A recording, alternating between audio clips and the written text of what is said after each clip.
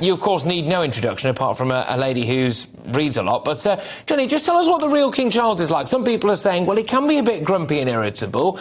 Does he really need everything done for him? Is he this man who has someone to squeeze his toothpaste onto his toothbrush for him? What's he like?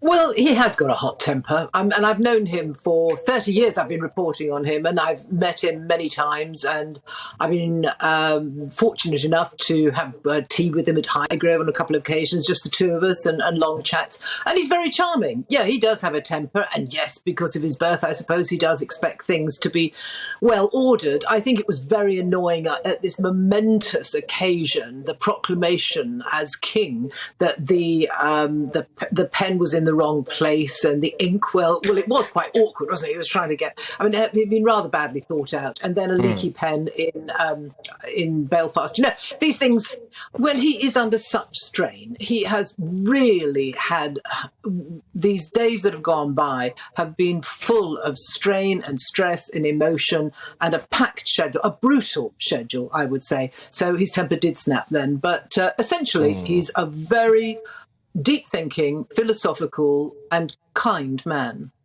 A concern that I have about King Charles, or for King Charles more so than anything, is that in this day and age, you can be levelled, anyone with money is, as far as I can tell anyway, or status, despised. People in this day and age now like to elevate people onto an upper echelon of society for doing precious little apart from having a glossy Instagram account. But then when someone gets a certain amount of money, everyone wants to cancel them and strip them down again. And I'm concerned that it might be an ill-timed little frustrated outburst going forward from King Charles, potentially the way he talks to a member of his staff, potentially the way he talks to someone that the vast majority of men and women on the street, Jennie, would regard as a servant, that actually might highlight this thing of, oh, he's massively out of touch and damage the monarchy. Do you think he's got that in his locker?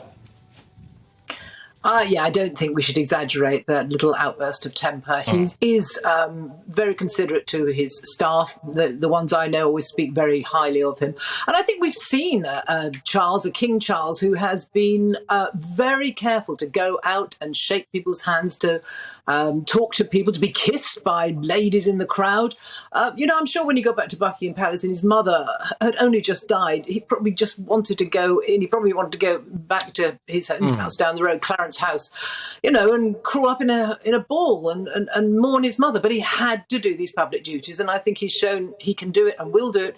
He's done that in London. He did it in Scotland. He's done that in Belfast. And tomorrow they're going to Wales. He will do the same.